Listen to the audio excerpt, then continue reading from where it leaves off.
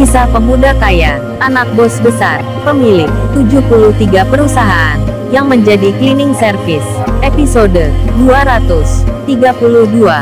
Sore yang sudah berjalan, matahari yang hampir tenggelam, Kenshin yang bersama Rena, saat itu masuk ke dalam restoran, yang belum dibuka. Kenshin melihat ruangan, memandangnya, kemudian ia bicara, "Luas juga ya Rena, tempat usahamu ini." Si Rena pun menjawab, "Ya seperti ini Ken. Kan yang lama itu sudah habis kontraknya.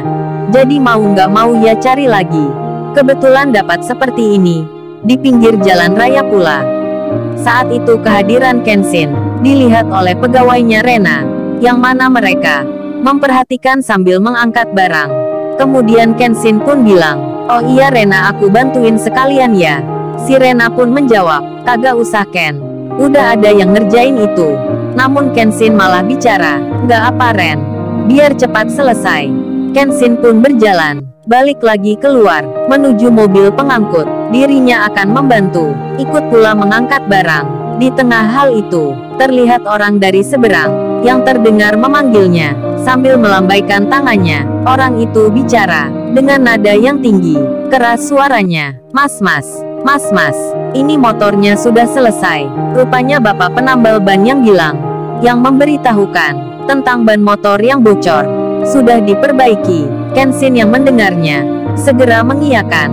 Ia pun berjalan menyeberang. Di saat itu si Rena memperhatikan. Ia berdiri di depan pintu kaca. Begitu pula dengan seorang perempuan yang tak lain pengasuh anak yatim itu, yang tadi bicara dengan Kenshin. Kebetulan dirinya ada di luar. Ia bersama teman pengasuh lainnya. Mereka pun melihat pemuda yang datang ke tempat ini tadi sedang menuntun motor butut. Jadinya hal itu malah membuat mereka yang kini merasa kasihan akan Kenshin yang dilihatnya ini. Mereka beranggapan Kenshin itu pria yang tak punya, namun baik hatinya. Kemudian Kenshin, ia terlihat memarkir motornya di pojokan. Sembari ia bilang ke Rena, Ren, aku taruh di sini nggak apa ya?" Si Rena pun tersenyum, sembari mengiyakan. Dalam benaknya berkata, Kenshin ini benar-benar sederhana sekali. Padahal rumahnya megah, mobil pun juga ada. Tapi dia seperti ini, tak mau hidup berlebih, tak mau memamerkan harta. Si Rena itu memandang Kenshin dengan tersenyum takjub. Sementara, di lain tempat, di sebuah mall ternama, Kaori sudah sampai ke tujuan. Ia bersama teman sekolahnya, yang kemarin bertemu di nikahan. Kaori itu menyembunyikan perasaannya, yang kini sedang kecewa, cemburu, sedih, marah. Saat itu ia bertemu temannya, seperti tak ada apa-apa. Lalu kemudian, masuklah mereka ke dalam kafe itu. Duduk bersama-sama, Kaori pun ditanya, "Tumben lu Kaori, habis kerja nggak pulang dulu? Langsung ngajak ke sini. Ada berita apa ini? Apa kamu mau nikah ya?" "Hahaha." Temannya tertawa menggoda. Kaori pun menjawab, "Hus-hus, ada-ada aja kamu. Emangnya kalau kita ke sini harus ada yang penting dulu ya?" Temannya pun menyahut, "Ya nggak juga Kaori. Tapi ya aneh aja. Lu kan jarang seperti ini. Pulang kerja langsung ngajak kita ke sini." Lalu Kaori bertanya, "Oh iya Vita, cowok lu gimana kabarnya ya? Kok nggak diajak ke sini sekalian?" Vita temannya Kaori itu pun menjawab, "Ya kagak lah Kaori, kan dia aja baru pulang kerja. Ya mampir ke rumah dulu, mandi makan gitu. Kemudian berdandan." Kaori pun bicara, "Kok pakai berdandan segala? Apa hubungannya Vita?" Temannya pun menjawab, "Ya jelaslah Kaori, masa bertemu cewek kayak kita? Apalagi kalau bertemu kamu, dia cuman biasa saja, kan malu jadinya." Kaori lalu bilang, "Ah Vita, kamu sukanya bercanda. Masa harus gitu juga?" Temannya pun menyahut, "Ya iyalah Kaori, dia itu kan tipe cowok yang perhatian ke wanita gitu.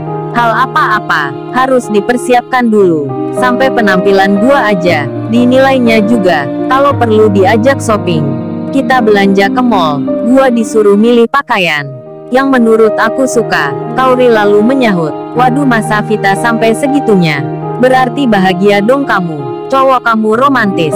Vita itu menjawab, "Iya itu cocok katamu Kaori. Dia tipe cowok seperti itu. Tapi juga kadang gua merasa sebel. Saking perhatiannya dia, seringkali gua kalau jalan berdua, jadi pusat perhatian orang. Kaori bertanya, emangnya kenapa Vita? Temannya itu pun menjawab, ya itulah Kaori. Masa kamu nggak tahu aja? Kalau romantis itu seperti apa? Ya contoh kecilnya. Pegang-pegang tangan gitu.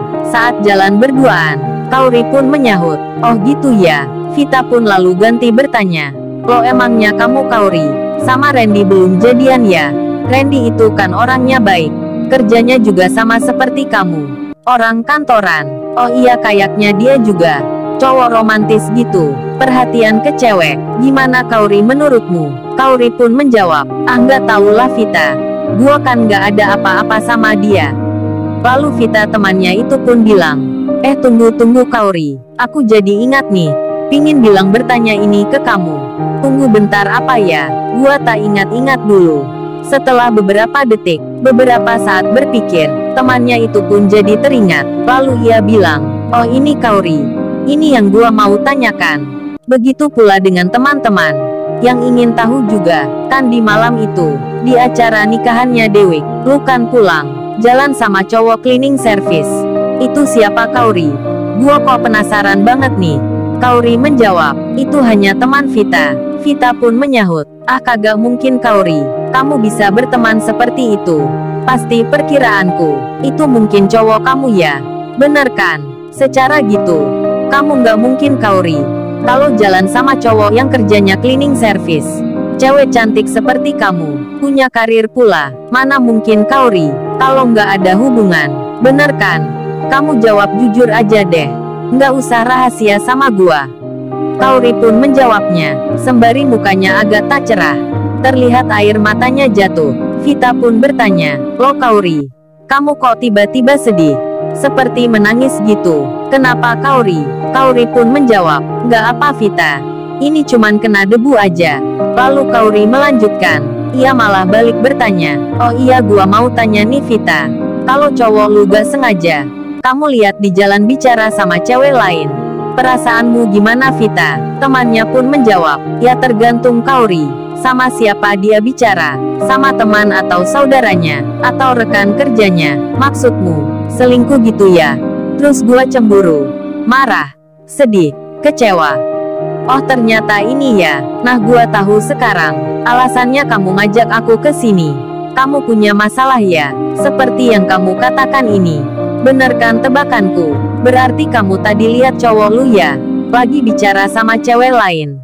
Kaori menyahut dengan mengiyakan. Vita pun lalu bilang, what's nih Kaori? Berarti bener nih, kamu udah punya cowok ya? Gua merasa surprise nih. Siapa tuh lelaki yang bisa menaklukkan hati kamu sampai jadi seperti ini? Kaori menyahut, ah bisa aja kamu. Lalu ia menjawab, yaitu Vita, cowok yang kamu sebut tadi. Vita kemudian bilang, cowok cleaning service itu ya? Waduh, surprise banget nih. Ini mah kayak cerita di film. Cewek cantik yang punya cowok sederhana. Beneran Kaori kamu nggak bercanda? Kaori menjawabnya, beneran Vita, aku nggak bercanda. Vita pun lalu bicara, tunggu dulu Kaori. Aku tak tarik nafas dulu. Karena beritamu ini begitu mengejutkan. Kemudian, di lain tempat, Kenshin, yang sedang dibicarakan itu, ia pun akan membantu mengangkat barang lagi. Namun oleh petugasnya, ia tak diperkenankan. Karena Sirena yang meminta, Kenshin pun lalu dipersilahkan masuk. Ia dijamu dengan makanan yang tersedia di meja. Kenshin mau tak mau segera duduk bersama Rena. Ia bersiap akan makan. Si Iwan sendiri sudah hampir setengah jam yang lalu ia sampai di rumahnya Kenshin. Iwan pun kini menunggu akan kedatangan temannya yang tak juga nampak. Iwan pun juga sama di meja depan. Ia dipersilahkan untuk makan. Angelika yang mendapat pesan dari Denny. Angelika pun sudah bersiap menanti jemputan cowoknya yang akan menghadiri undangan dari bos pemilik restoran. Sementara itu, si Denny pun terlihat dalam perjalanan. Ia bersama customer service-nya kini sedang menuju ke rumahnya Angelika yang sesuai rencana. Angelika itu nanti akan dibelokkan ke rumahnya Kenshin. Lalu, bagaimana kisah selanjutnya? Subscribe channel ini untuk episode berikutnya. Terima kasih.